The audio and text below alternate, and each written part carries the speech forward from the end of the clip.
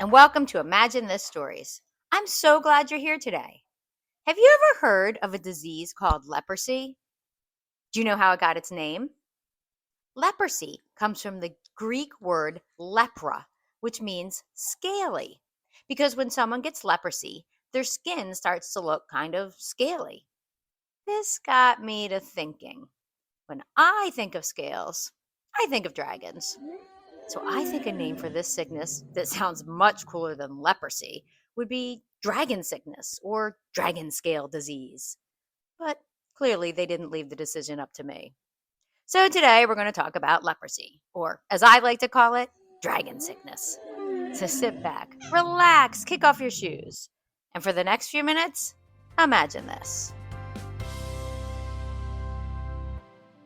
In the Bible, in the book of 2 Kings, we hear about a man named Naaman. He was a commander in the Aramean army. He was extremely important, and everybody seemed to like him. He was brave and he won many battles. Unfortunately, he also had dragon sickness. Leprosy. This was not good. While today we have medication that can make us better, back then, there was really nothing that could help. Now, Naaman was married, and his wife had a young girl who worked for her. One day, she said to Naaman's wife, if only my master Naaman would go and see the prophet who is in Samaria, he would cure him of leprosy. She was talking about a man named Elisha. Elisha was a man who God loved and who would give people messages from God. Naaman decided, this sounds like a good idea. So he packed up and headed out to meet this man, Elisha. He brought with him silver and gold and 10 sets of new clothes. He also took a letter from his boss to the king of Israel. The letter said, "With this letter, I am sending my servant Naaman to you, so that you may cure him of his leprosy." When the king read this letter, he tore his robes and said, "Who am I, God? Can I kill someone and bring them back to life? Why does this fellow send someone to me to be cured of leprosy? Wait, is he trying to pick a fight with me?" Clearly, Naaman went to the wrong man. He was supposed to go to Elisha, not the king. Fortunately, Elisha heard that something had upset the king so much that the king had actually torn his clothes. So he told the king, "Have Naaman come and see me."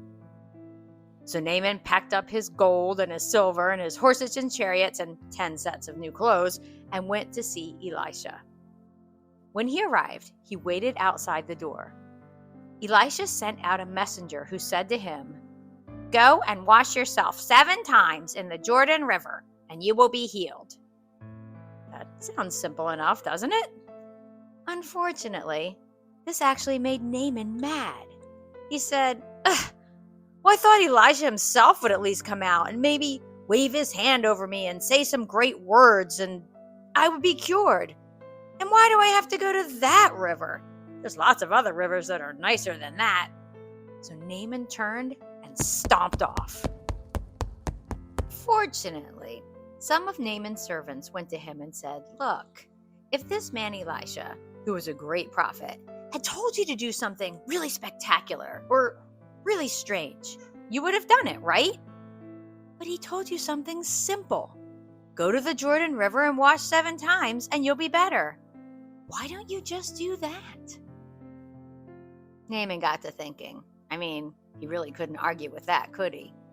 So he went down to the Jordan River and dipped himself under the water 1 time, 2 times, 3 times, until after the 7th time when he came out of the water, he was totally healed.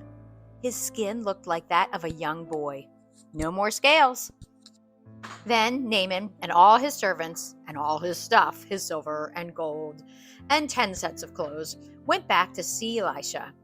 He said, "Wow, there is no God in all the world better than the God of Israel. Here, please take these gifts from me." Elisha answered, "As surely as the Lord who I serve lives, I will not accept a thing." Even though Naaman urged him, he refused. He wasn't doing this for gifts or money or to look important. He was doing it to obey God and to heal Naaman. The end. I hope you enjoyed today's story. Want to hear something cool?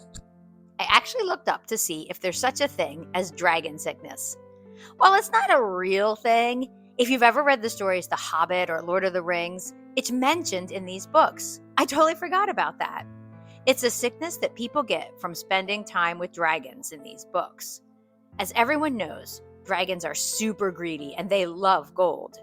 In the books, it's said that people who spend time with dragons can also become super greedy and will do almost anything to get more gold because they have dragon sickness.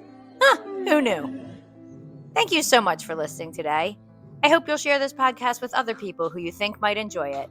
Have a great week, and I look forward to talking to you again soon as we imagine this. Bye.